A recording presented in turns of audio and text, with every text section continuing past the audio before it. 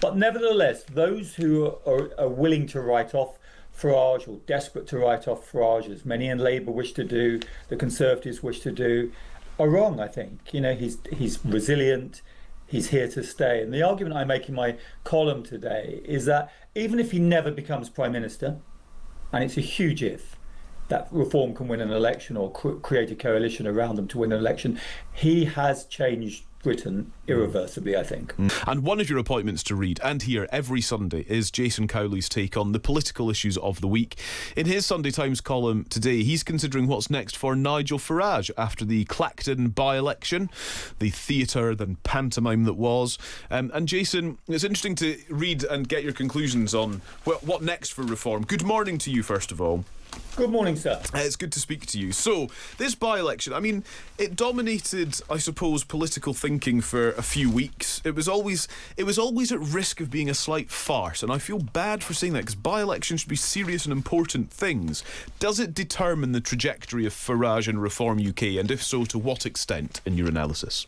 Yes, you're right. We shouldn't ever consider a by-election to be a farce, although there are farcical elements around Nigel Farage's decision to resign and then call this by-election or spark this by-election. But I think it was a serious event. I mean, first of all, none of the major parties stood against him. The only party that would be recognisable to anyone were the Social Democrats, and they stood against him. It was a gallery of grotesque, fringe characters, pantomime characters.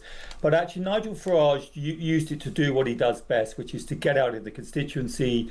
He was racking up 30,000 steps a day as he toured meeting the voters, and it reaffirmed his huge popularity in Clacton. I mean, it's a Clacton. Let's make that clear on the Essex coast. And Clacton doesn't represent the whole of Essex, and Essex doesn't represent England. But nevertheless, those who are willing to write off Farage, or desperate to write off Farage, as many in Labour wish to do, the Conservatives wish to do, are wrong, I think. He's resilient, he's here to stay. And the argument I make in my column today is that even if he never becomes Prime Minister, and it's a huge if, that Reform can win an election or create a coalition around them to win an election, he has changed Britain irreversibly, I think. I think that's absolutely true. You see, you were there on Friday morning and you were speaking to people there as part of all of this. What sort of people, who were you encountering there? Because despite Farage's, win in Clacton, there was a reasonable level of protest against him by way of the votes that went for Count Boonface and the whole long list of other independent candidates as well. There is a bit of an anti-Farage feeling there. There is, but I actually went to Saffron, Walden. Oh, excuse me, that's my mistake, sorry. On Friday morning rather than Clacton, because what we thought might be quite amusing was that Farage announced during the campaign if he wins in Clacton, he's going to win in other Essex seats at the next general election. But above all else, he's coming for Kemi Badenoch in her northwest Essex constituency, the centrepiece of which is the very fine old Quaker town of Saffron, Walden. So what I thought might be an amusing wheeze was actually to pop up there on Friday morning and talk to the people there. And Saffron, Walden isn't typical of the stereotype of parts of Essex with which many people are familiar. It's what you might call traditional Conservative territory. It's middle class.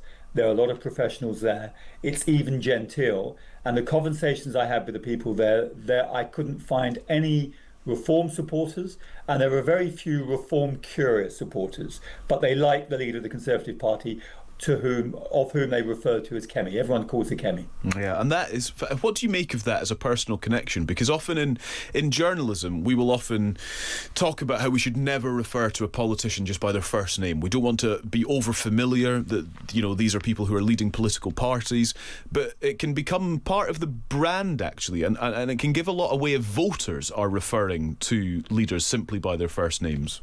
I think that's right. I mean, it's very rare that a politician breaks through and is known by their first name. Obviously, Boris Johnson was one.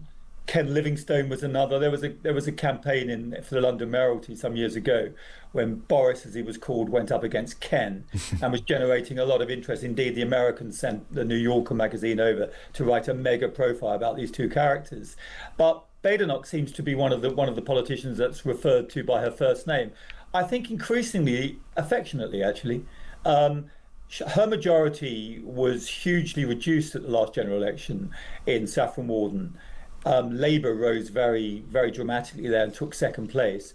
And I think her majority fell by about 26%. But there she is. She's rebuilt her authority in the Conservative Party and in the constituency of Saffron Walden. And if Farage thinks he's going to win there, I think he's deluded.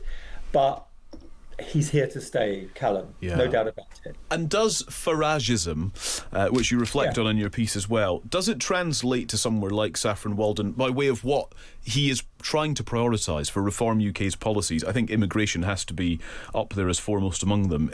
Is he speaking to the concerns of people? And therefore, I suppose it's a wider question about how the right of British politics is kind of carving up under Nigel Farage, Kemi Badenoch, and indeed Rupert Lowe of Restore Britain.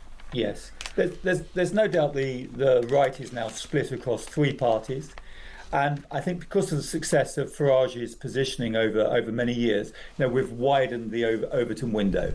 Policies that were once seen as completely marginal or even unconscionable, mass deportations, remigration, the Royal Navy patrolling the English Channel to stop the boats and so on, have now entered the mainstream political discourse.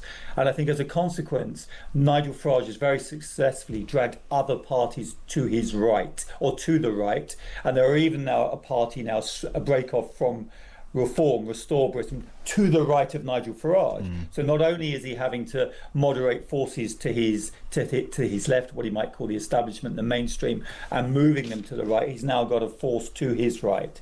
He always used to say to me he's done more than anyone else to hold back the far right in this country, the rise of the far right. He's always erected boundaries, borders, parameters. But those barriers, as it were, are becoming increasingly porous now. Yeah. And ideas that were once extremely fringe are now becoming mainstream. And even the Labour Party are now having to respond. I mean, they're rightly so too, on the sense of a state that's not able to control its borders, a sense that something is out of control. Now, if you look at the coalition of Reform voters, they attract a majority of non-graduates and a majority of white working class older men. Now, if Farage is to build a kind of national winning coalition, he needs to win the lower middle class, the middle class, some of those people who are traditional Conservative voters, but also Labour voters in those red wall territories where Andy Burnham now has his constituency of Makerfield, which went to Reform at the last general elections. So Farage has got a very delicate balance on immigration, social affairs, but also on the economy. His instincts, I think, are those of a libertarian on the economy, kind of free market, low taxes and so on, what you might call a traditional Thatcherite economic programme.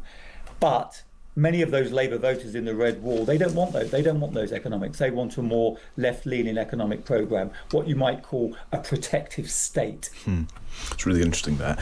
And you speak also, Jason, about the blocs, the sort of realignment, I suppose, of political parties, because there are several representing the left of politics and the right of politics, and how this might feel sort of more aligned to a kind of European political system.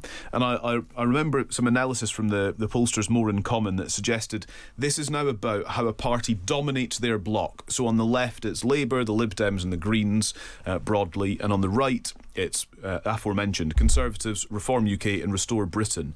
And so parties are having to manoeuvre in the way you've described there to try to dominate their bloc and emerge victorious. And I suppose if there is an all-out domination, are we heading into a new era of coalition governments? Are these blocs going to have to come to terms with working together?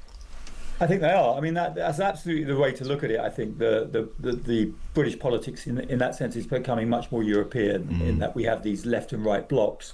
And it's very, very traditional on the continent for parties of the left to do deals and create these coalitions. Similarly, deals done on the right with parties of the right, invariably a centre-right traditional Conservative party, invariably a harder right nationalist populist party and so on, often a kind of free market liberal party in the centre as well. So these blocs and the parties within them are able to do deals. The complication as ever, Calum, as you know, as a proud Scotsman, in our multinational state is the nationalist parties in Scotland and Wales as well. So it's an incredibly complicated picture. And those nationalist parties tend to lean left. They consider themselves to be progressive parties. But at the same time, the left progressive parties, Labour, the Greens, the Liberal Democrats, are pro-union. So they're reluctant to do deals with the nationalist parties as well. So it adds to the complexity, I think. But at the moment, it looks to me like British politics is deadlocked. No party is able to build a convincing lead.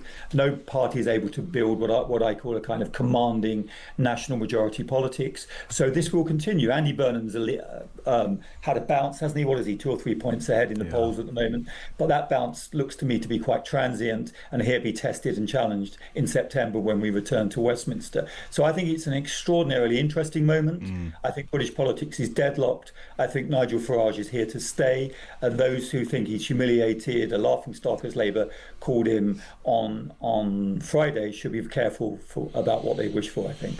There you go. Food for thought on Times Radio Breakfast, as usual, from Jason Cowley. Thanks, Jason. Good to speak to you. Thanks, Calum. Catch you soon. That is Jason Cowley, who you can read in the Sunday Times. Dismiss him, deride him, dislike him, but Farage has driven his beliefs into the mainstream. It's a fascinating analysis of where things stand, and you can read it at thetimes.com. It is 9:47. Let's